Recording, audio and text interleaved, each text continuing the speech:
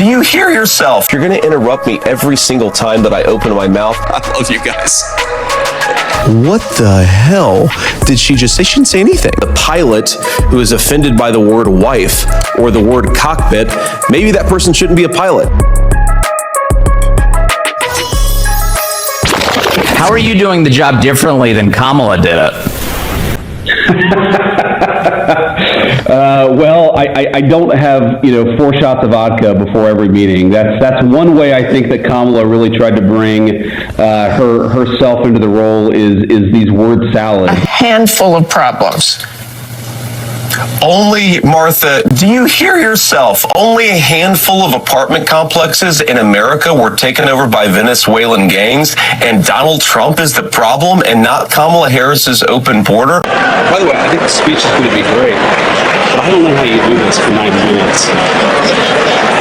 The hardest thing was doing it during Biden, when the speech was a stupid campaign speech. Is that a joke? But I'm going to go to bed. Excuse me.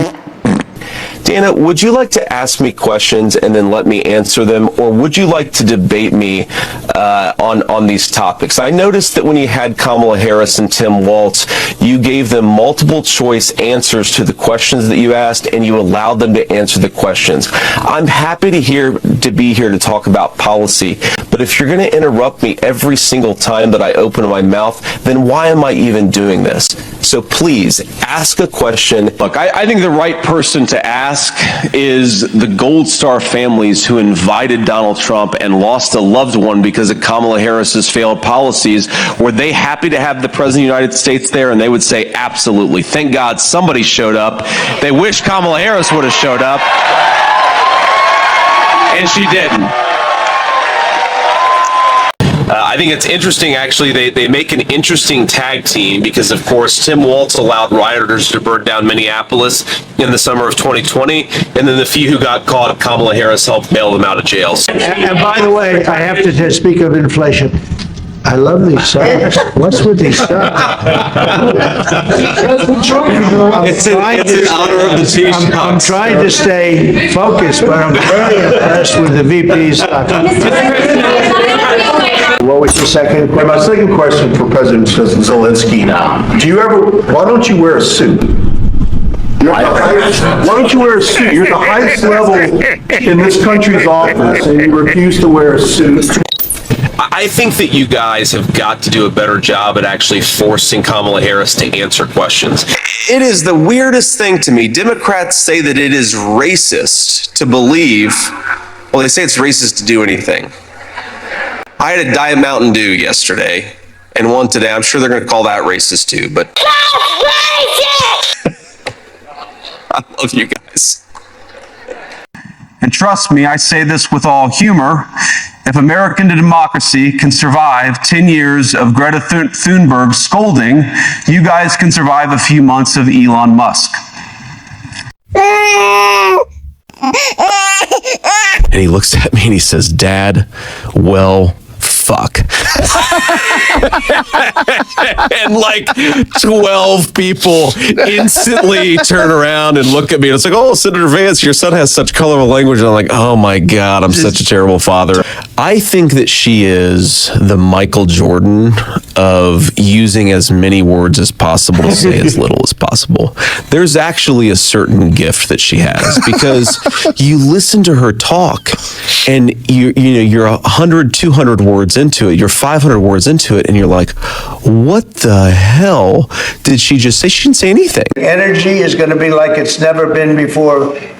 Mr. Vice President is here. Do you have anything to say while you're here? He's a very good Vice President. I'm just here to watch the show, sir. Okay. I think airplanes are pretty cool. I know you're covering the Vice President here. I figured I'd come by and get a good look at the plane, because hopefully it's going to be my plane in a few months. But I also thought you guys might get lonely because the Vice President doesn't answer questions from reporters and hasn't for 17 days.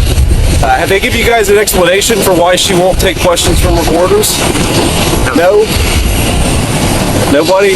Okay, great. Well, I hope that she changes her mind, because it'd be good for the American people, and I think it'd be good for you all if she actually ran a real campaign instead of one from a basement with a teleprompter. So have a good one, guys. See ya. I've actually watched and seen the stories, and I know what happens is you bring them on a propaganda tour, Mr. President.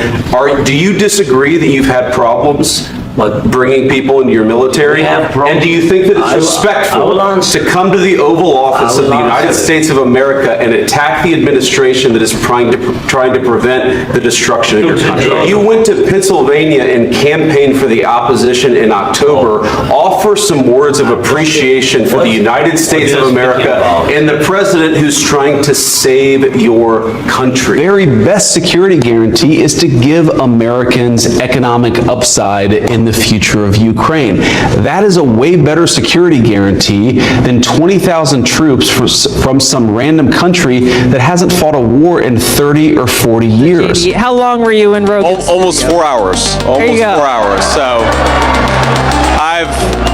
I've officially done more interview time than Kamala Harris has the entire campaign just today. But I think that we have to stop getting so offended at every little thing in the United States of America.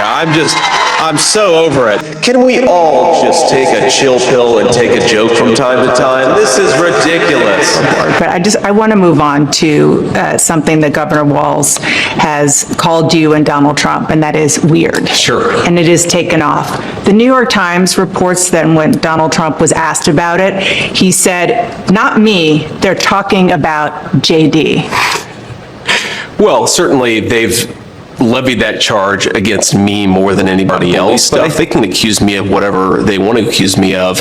As Harry S. Truman once said, if you can't take the heat, stay out of the kitchen. What makes you smile? What makes you happy? Well, I smile at a lot of things, including bogus questions from the media, man. When he decided to retire, he did not know that he was going to Iraq. That is another untruth, as even his senior military officers. Many times I will talk a lot. I will get caught up in the rhetoric. As I got there that summer and misspoke on this. And I'm a knucklehead at times. That's what I've said. Knucklehead. Mark Cuban said that he said that the Trump campaign doesn't surround itself with smart and accomplished women. And I thought to myself, well, Mark, my wife is way out of your league. So is...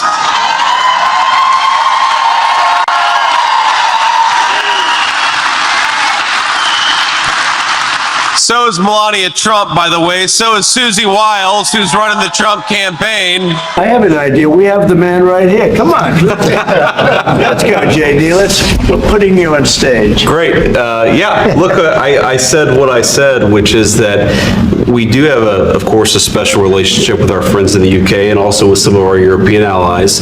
But we also know that there have been infringements on free speech that actually affect not just the British. Of course, what the British do in their own country is up to them, but also affect American technology companies and by extension American citizens. So that is something that we'll talk about today at lunch.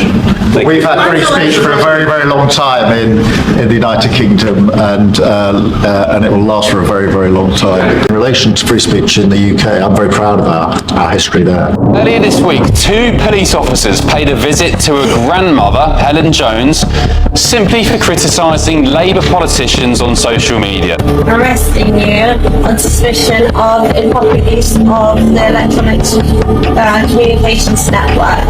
A 55-year-old woman from the NHS was arrested on Thursday, August the 8th, following allegations in relation to a social media post containing inaccurate information about the identity of the attacker in the Southall murders. There's an all-out attack on our freedoms currently being waged by Keir Starmer and this new Labour government. Brits are now being rounded up and arrested for things they've posted on social media in a chilling precedent that George Orwell would be proud of. I don't want my children to share a neighborhood with people who are not properly vetted, and because I don't want it for my kids, I'm not going to force any other American citizens' kids to do that either. But the thing about Kamala Harris's strategy of only doing softball interviews, I know we've got some baseball fans in the room, is if you're going to do a softball interview, you've got to be able to actually hit a softball.